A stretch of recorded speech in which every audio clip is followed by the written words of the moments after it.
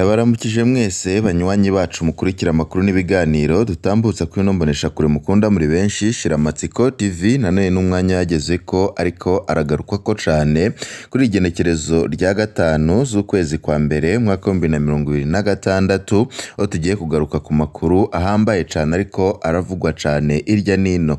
Dore ingingo nkuru aya makuru yacu agiye gushimikirako.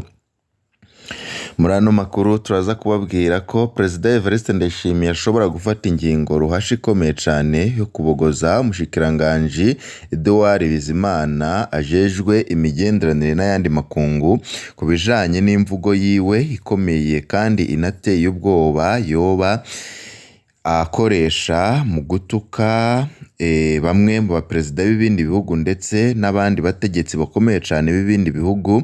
Muri ano makuru turaza kubabwira ku mvugo isebetse yoba yarakoreshejwe na Edouard Bizimana, maze Perezida Evariste Ndayishimiye agaruka ayivuguruza kandi agaruka ariko arasaba imbabazi. Muri ano makuru turaza kubabwira ibihe bikomeye cane uyu mushikiranganje Edouard Bizimana ashobora gucamwo nyuma yo kubogozwa. Muri ano makuru turaza kubigaruka ko ibijanye n'iyi nkuru. Turaza kubabwira na bombori ibandanije kuvugwa mu bihangange vya CNDD FDD, aho impera y'umwaka wa 2025 n'intango y'umwaka wa 2026 yavugiwemwo amajambo menshi cane y'abategetsi b'u Burundi, menshi akaba avuguruzanya. Turarangije umwaka umushikiranganji ajejwe ikigega ca leta avuga yuko agira ngo yicwe, ariko nanone hakaza abandi bategetsi bavuga yuko atagomba kuvuga uko. Perezida Evariste Ndayishimiye we ari mu gacerere gakomeye cane. Reveriyano Ndikuriyo arabandanya kwigaragaza nk'ushaka gusimbura Perezida Evariste Ndayishimiye.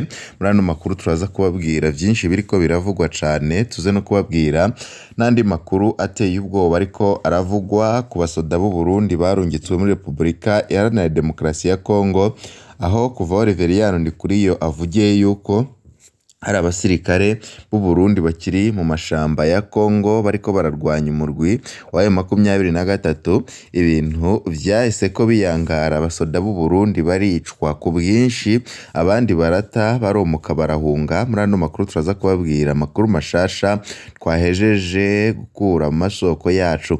Si ivyo gusa, ibi n'ibindi twakubwiye mu mfunyapfunyo turaza kugenda turabigaruka ko mu buryo bw'idonido bw'ano makuru. Nimba utarafyonda kuri sabone canke se subscribe, banza ukoreshe kano karyo fyondeko kugira ngo uzurabana natwe mu makuru n'ibiganiro twatambukishije kuri ino mboneshakure mukunda muri benshi Shiramatsiko TV. Reka tudatevye tutangura no makuru yacu kuri iyi nkuru iciye ku masonga. Muri Repubulika Iharanira Demokarasi ya Kongo abasoda b'u Burundi bararungikwa gupfa intambara yinyegeje atanshumbusho kandi itagiramwo ukuri. Bujumbura ku wa 4/0 mwaka wa 2026, mu gihe abategetsi b'u Burundi babandanya basigura ko kuba abasirikare b'u Burundi bari muri Repubulika Iharanira Demokarasi ya Kongo bishimikije ku gufashanya mu karere. Munyamabanga mukuru wa CNDD FDD Reveriyano Ndikuriyo yemeje ko abasirikare b'u Burundi bakiri ku butaka bwa Kongo. Inyuma y'ayo majambo y'indongozi, abasirikare b'abarundi barishwe, barakomereka, barapfungwa canke barahebwa mu gacerere kadasanzwe ka leta. Kubw'amakuru amasoko yacu ariko aradushikiriza, kubw'icegeranyo c'ubushikiranganji bw'intwaro yo hagati n'umutekano muri Repubulika Iharanira Demokarasi ya Kongo cajeje gushirwa habona, abasirikare bashika 29,862 b'abarundi bararungitswe muri Repubulika Iharanira Demokarasi ya Kongo kuva batanguye kurungikwa ku mugaragaro mw'ijoro ry'uwa 14 rishira uwa 15 mukakaro umwaka wa 2022, bakurikirwa n'abandi benshi barungitswe kuva muri Ntwarante mwaka wa 2023 n'inyuma yaho kuva imbere yuko binjira mu buryo bwemewe igisirikare c'u Burundi FDNB cari caramaze kurungika imirwi myinshi muri Sud Kivu, ahanini igiye kurwanya imirwi ibiri y'abagwanyi b'abarundi igwanira mu buseruko bwa Repubulika Iharanira Demokarasi ya Kongo. Iyo nayo ni Red Tabara na Force Nationale de Liberté FNL zirongowe na Aloys Nzabampema yihaye ipete rya generali. Abasirikare bafashanya n'imbonerakure umuhari w'urwaruka rwa CNDD FDD uwahoze ari umuhari w'abarwanyi uri ku butegetsi kuva mu mwaka wa 2005. Abapfira ku rugamba, abakomereka mu gacerere. Kubw'amakuru twaronse, igitigiri kinini c'abasirikare b'abarundi harimwo n'abasirikare bakuru babiri, majoro umwe hamwe na koroneri baramaze gupfira ku butaka bwa Kongo muri Kigarama mwaka wa 2025 gusa. Abasirikare bagera ku 100 barakomeretse barabonetse mu bitaro bitandukanye vyo mu gisagara ca Bujumbura. Nta jambo na rimwe ryasohowe n'ubutegetsi ku bijanye n'urwo ruhombo ku gisirikare. Igihushane ku basirikare b'abarundi bari mu bikorwa vyo kugarukana amahoro muri Somalia, aho imiryango yabo ironka indishi y'akababaro izwi nk'iyishika ku bihumbi 100 vy'amadolari bigaburwa n'igihugu n'abasigwa b'umusirikare yapfuye. Nta murongo n'umwe wemewe uhari ku basirikare bapfiriye muri RDC. Imiryango y'abasirikare bishwe canke bakaburwa irengero ivuga ko isa niyatawe idashimiwe canke ihozwe. Imiryango yarabujijwe kugandara. Kubwa amasoko yacu yegeranije intahe nyinshi n'imiryango yemeza ko itigeze ironka ishumbusho yemerewe, imwe ikanemeza ko yabujijwe gukora ikigandaro. Ivyo vyama vyiyamirizwa ariko ntivyemerwa n'indongozi z'u Burundi. Agatotezo ku basirikare banse kuja kugwana muri RDC nako nyine karateye ubwoba. Muri Kigarama mwaka wa 2023 abasirikare 272 b'abarundi banse kurungikwa muri RDC kurwanya M23 barafashwe baracirwa imanza, bamwe barahanishwa umunyororo gushika kuwo guherayo. Ubu bapfungiwe mu gasho ka Murembwe mu bumanuko bushira uburengero bw'u Burundi nk'uko vyemezwa n'amasoko atandukanye. Gusubira inyuma y'ifatwa rya Goma, umurwa mukuru wa Nord Kivu, kikaba n'igisagara kinini co mu buseruko bwa Kongo gifashwe n'abaroberi ba M23 muri Nzero mwaka wa 2023. Abasirikare nka bose b'abarundi baciye bahungira muri Sud Kivu. Muri RDC igisirikare c'u Burundi kigwana ku ruhande rwa FARDC gishigikiwe n'imirwi ya Wazalendo ishigikiwe na Kinshasa barwanya M23 mu bice bimwe bimwe. Iyo mirwi irakorana n'aba FDLR, umurwi w'abanyarwanda b'abahutu bitwaje ibirwanisho bo mu Rwanda. Bamwe muri bo bagirizwa uruhara rw'ihonyabwoko ryo mu mwaka w'1994. Ku bw'urwo rwandiko rwa Kongo, abasirikare 19,872 b'abarundi baramaze gusubizwa mu gihugu. Bishoboka ko hafi 10,000 basigaye muri RDC naho atagitigiri kiratangazwa na Gitega. Kuzibira abanyagihugu iminembwe mu misozi miremire ya Minembwe, aho abanyagihugu benshi ari abanyamurenge. Abasirikare b'abarundi bagirijwe kubugarana ku buryo badashobora kwinjiza ibifungurwa muri Munyonyo mwaka wa 2025. General de Brigade Gaspard Baratuza, umuvugizi wa FDNB, yaravyiyemereye avuga ko iyo ngingo iraba ibice vyikekwa ko bishira imfungurwa umwansi. Amakuba y'intambara no guhunga baciye mu kiyaya ca Tanganyika.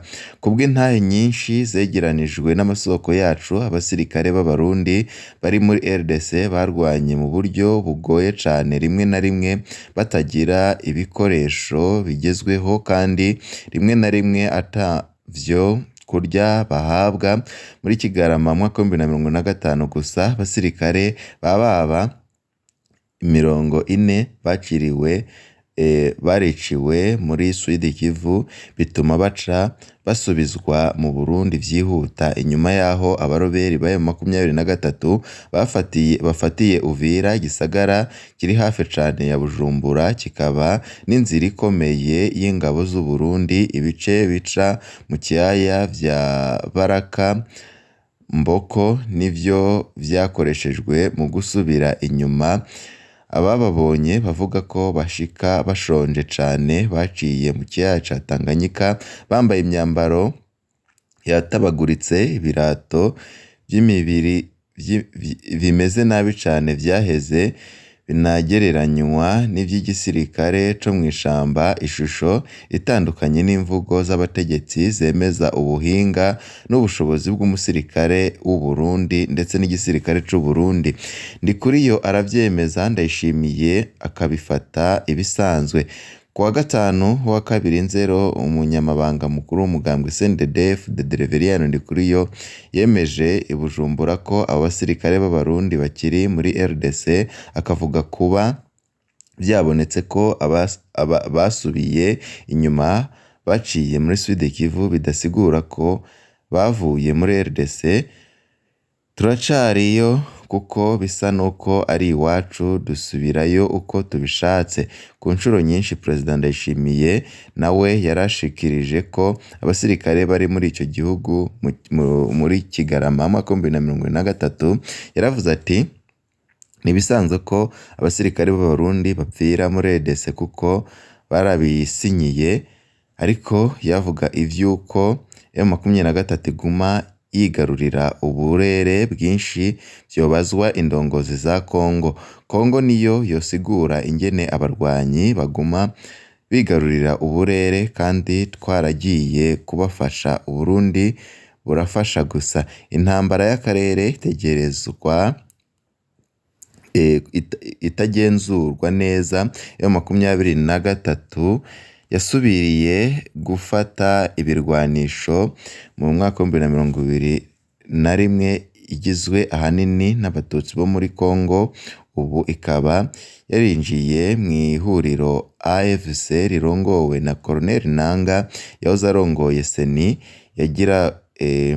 Yarigaruriye uburere bwinshi bwo muri Nord Kivu no muri Sud Kivu, harimwo Goma, Bukavu hamwe n'ikibanza cimbwamwo Koruta kiri Rubaya. Ayo mabuye y'agaciro akaba akoreshwa mu gukora ibikoresho vy'ubuhinga bugezweho. AFC M23 isaba Kongo coba igihugu kigizwe n'intara zigenga. Kinshasa yagiriza Kigali gufasha M23, mu gihe u Rwanda ruvuga ko ahubwo RDC n'u Burundi bishigikiye FDLR, naho u Rwanda rukihakana icegeranyo c'abahinga ba ONU kivuga ko hari hagati y'abasirikare 5,000-7,000 b'u Rwanda bari muri RDC gufasha AFC M23. Ku rugamba intambara irabandanya nubwo hari amasezerano ya Washington yasinywe kuwa 4 Kigarama mwaka 2025 hagati ya RDC n'u Rwanda, kimenyetso ko utwigoro tw'amakungu twananiwe. Abasirikare b'Abarundi bakabandanya basiga ubuzima mu gipfungu n'agacerere. Burundi bwarabaye muri ayo masezerano nk'indorerezi buserukiwe n'urongoye u Burundi ariwe Perezida Evariste Ndayishimiye. Reka tuve kuri iyo nkuru tugaruke kuri ya makuru twari twababwiye mu ntango y'ibijanye n'indyane ziri muri CNDD-FDD. icuka kibi kibandanije gututumba mu ndongozi inyinyurana ku murindi uhambaye cane. Tubabwire yuko impera ya 2025 n'intango y'umwaka wa 2026 yavugiyemwo amajambo menshi y'abategetsi b'u Burundi, menshi aravuguruzanya. Turangije umwaka umushikiranganje ajejwe ikigega ca leta avuga ko ashobora kwicwa azira ukuri, agashira ahabona ubusuma bukomeye bubera muri Fomi na Nagesa no mu nyubako z'ibiro vy'amazoni. Umukuru w'umugambwe uri ku butegetsi Reveriyano Ndikuriyo aramwagiriza mbere agasangira imvugo na Fomi. Nibiki vyoba vyinyegeje muri iyi dosiye ya Fomi? Amakuru adushikira avuga yuko abategetsi bakomeye cane bariko bararwana bakigaburamo n'imice, buri umwe wese akaba ari ku ruhande rwiwe.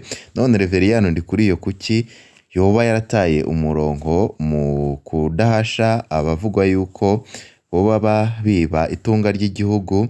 Hari igipfungu gikomeye cane ku vyabereye mu ntambara ya RDC, na cane ingene abasoda b'u Burundi bakuwe mu kiyaya ca Rusizi inyuma y'intambara zikomeye zahabereye. None ni kubera iki Perezida Evariste Ndayishimiye atagiye aboneka mu mvugo zimwe n'urongoye igisirikare c'u Burundi ndetse n'itahukanwa ry'abo basoda? Co bikoze bamwe n'abandi babona yuko intambara ziriko zirabera muri CNDD FDD zikomeye.